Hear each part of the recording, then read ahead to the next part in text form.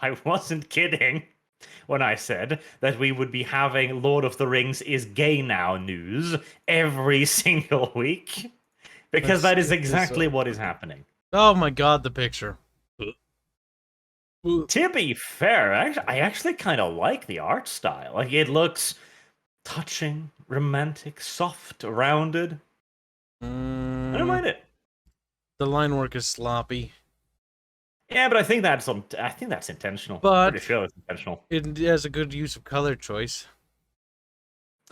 It's very reminiscent of a manga, actually, where dungeon delvers or something, where they delve into a dungeon and they eat the monsters inside because they run out of food. And it's presented like a cooking manga. Like, how to prepare minotaur penis. Disco perks up. Oh, there she is. She's getting excited. It's actually kind of a cool manga. Although the ending drags and drags and drags and drags and drags some more. Anywho, that's not the topic. So, the title of this Polygon piece here, and Polygon is one of the stinkiest little rags out there, is queer readings of The Lord of the Rings are not accidents. And they are entirely correct in that. There's nothing accidental about this popping up now, of all times. This is trying to prepare the ground, and it's following the exact same usual system of all of this. Like last week, we saw one article being like, Sam and Frodo is gay, la la la la la la. And now everyone is doing it, because this is the progressive propaganda network kicking into overdrive here. Ah, yes, Dungeon Meshi, thank you, bud. That was the name of the manga. And they're not wrong either. Queer readings is not an accident. That is entirely correct, because you really gotta dig goddamn deep to find the queer in this. Like, one of these sections in this Polygon article that I thought was particularly telling was how it's like, the book starts by saying that Bag End is a very queer place, very full of queer things. And it's like, well, queer is an ancient word for the homosex. So clearly, what he meant was that it was a den of homosexuals. No, queer is an English word that means strange. That's it. Yep.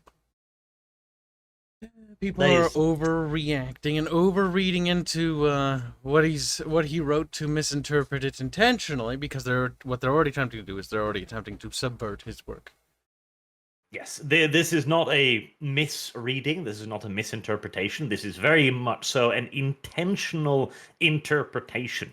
Because as the ever fat Stephanie Sterling, I think he's called now, Jim Sterling, once said, and to be fair, this is one of the points that I do agree with him on. He's a leftist nutcake, but that's besides the point.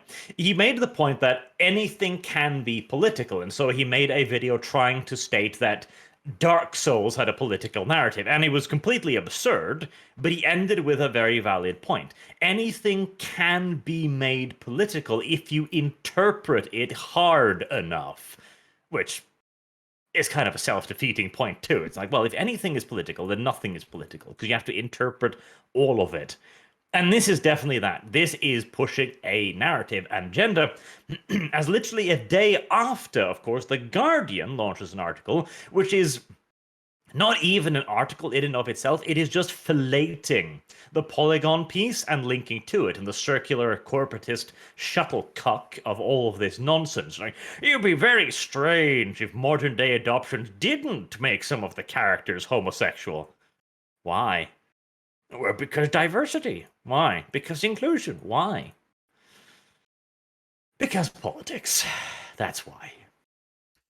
It's sad, but this is the world we live in. And this is the shit we have to deal with on a regular basis. Like, it's happening to every IP. Like, anything that gets big enough, they'll try to subvert it. Generally speaking, the IPs that are small get ignored. Like Star Wars, they hopped on that train as quickly as they could. Lord of the Rings was a bastion for the longest time because Tolkien's estate and his family was able to protect it for a very long time. Unfortunately, though, they smell blood in the water after his son passed away, and so now they're attempting to go at it at full force. And there's absolutely nothing people can do except complain. Like, that's the worst thing. Like the new Tolkien movie or Tolkien-esque TV show, and they're gonna parade his name around like they always do, right? It's like LucasArts Studios, right? Or it's like Walt Disney.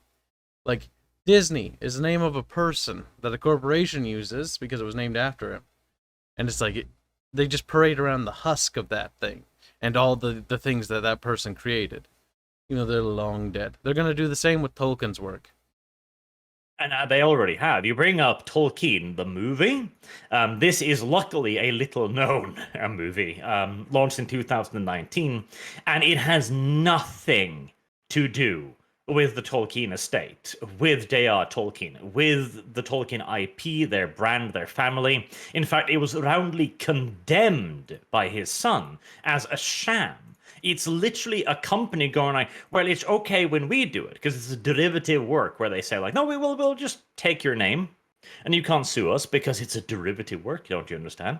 And we talked a little bit about this last time too, but this is how copyright works in favor of the corporations. Technically speaking, there is now a corporation that has the copyright over the Tolkien name in respect to their character of Tolkien. And there was a lot of backlash about it from the Tolkien estate, but in the end, they couldn't do anything because technically speaking, that's how it works. Yep.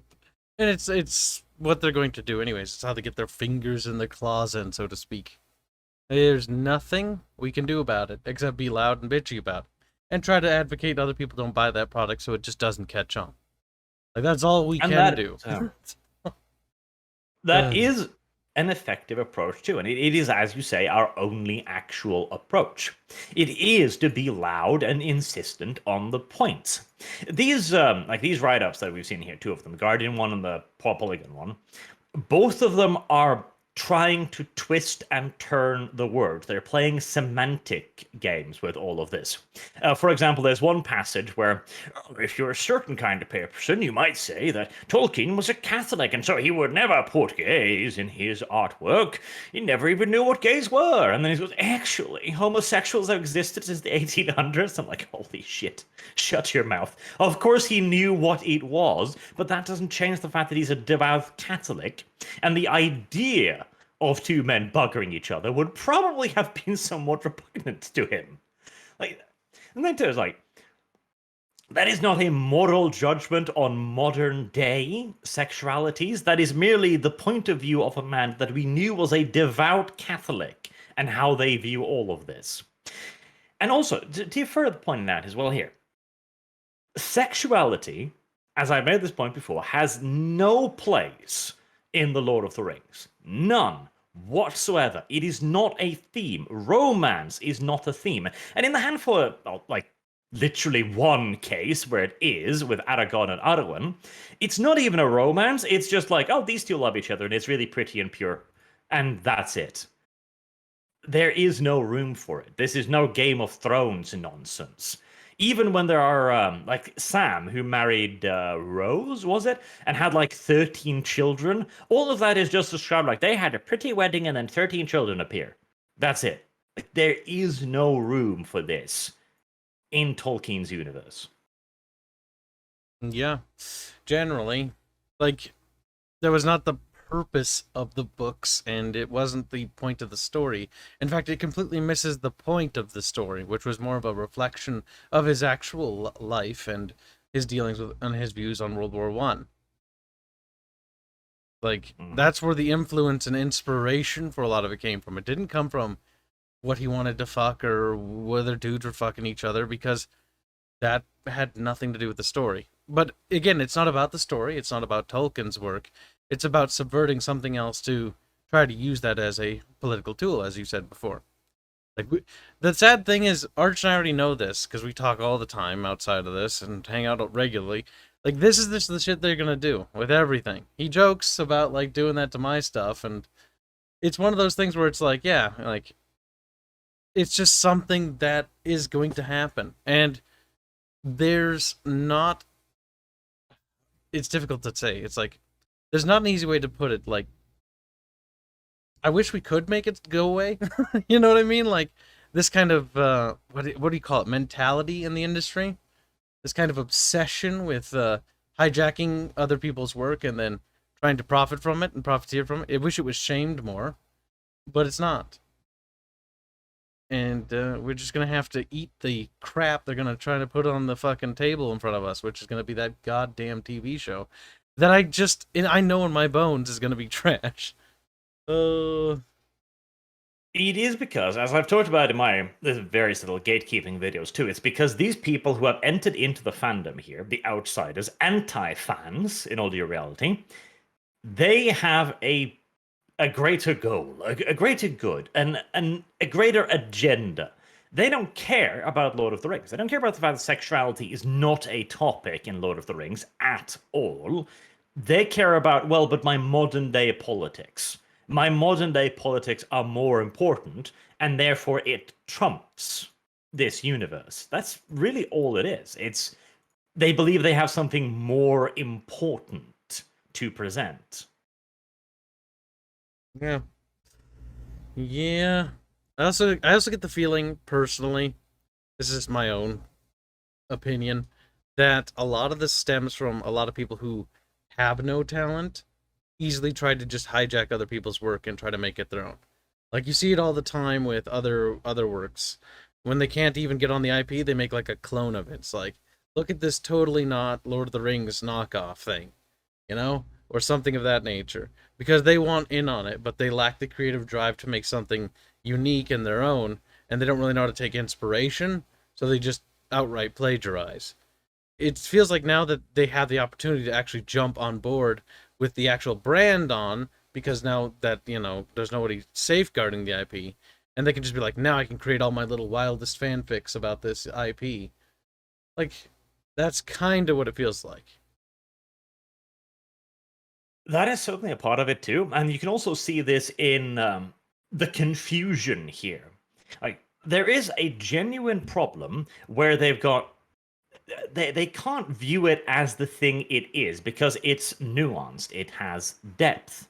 When you see a relationship in Tolkien between Sam and Frodo, for example, that is a relationship of two people sharing incredible hardships with one another, overcoming incredible challenges with one another, and having to rely on one another.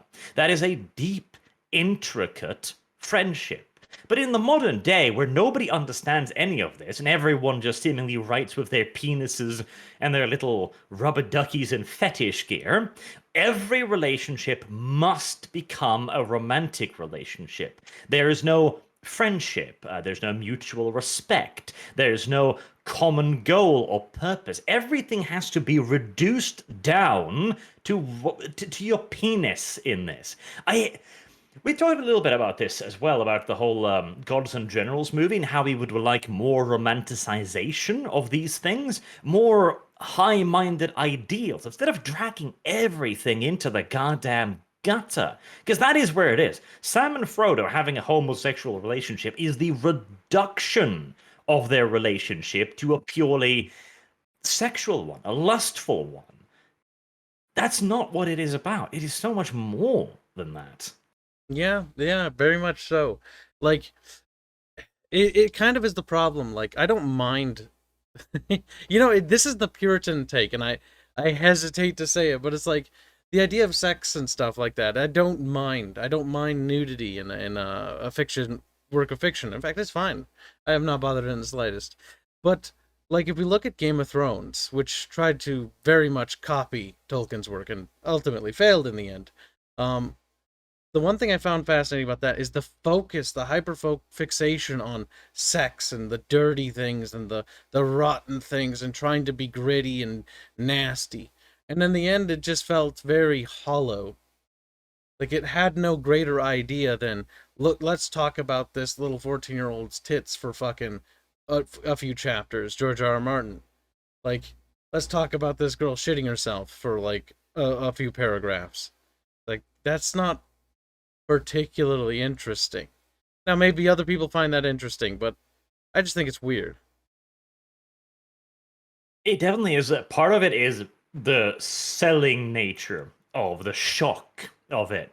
Like Jaime Lannister and his sister was the first part, because you're meant to go, oh my god, incest, huh, that's shocking and strange. And then we got used to that, and then it's like, okay, let's have them fuck on the grave of their son. People were lying like, okay, it very much so is an attempt to sell, to cause controversy, to cause an uproar over all of it. And it works too. And you could even say that, and I agree too. This has its place, absolutely. I like Game of Thrones for what it was. Screw those last few seasons, but hell, I'm a fan of 40K. I mean, grim dark universes. I love that shit. But if everything is reduced to the same thing, that's where the problem is. Like, Tolkien's universe is not that. It isn't Game of Thrones. It should not be Game of Thrones. Because, hell, Game of Thrones, you could argue, is almost like an attempt by George R.R. Martin, the man who is cake, to rebuff and rebut the Game of Thrones. Like, he's trying to be like, this is how it would actually happen. You mean Lord of the Rings, not rebuff the Game of Thrones, right? Kyle, both the authors have RRs in their names. I know you're getting them mixed up, but I'm just clarifying that because other people are like, wait. Yes, I hate the fact that I have to think about it. Like, wait, was that George?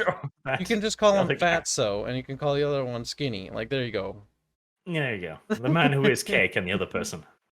The Twix, the stick.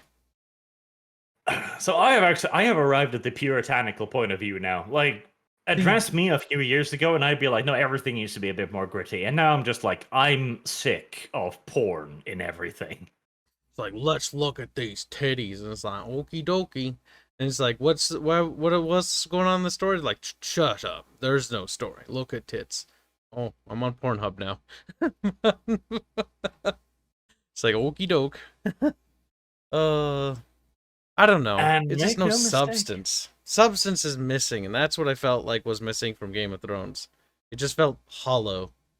And it was very much like, what's the word? Like, plot twist for the sake of having a plot twist, shock thing happening for the sake of a shock thing happening.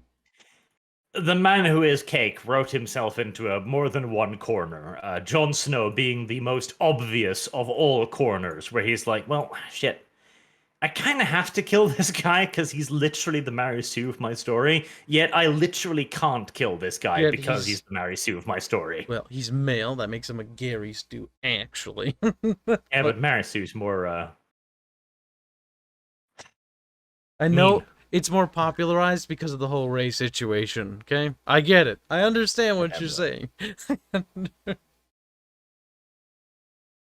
But yeah. And this will continue. The Polygon articles, the Guardian articles will continue until morale improves. Simple as. Mm-hmm.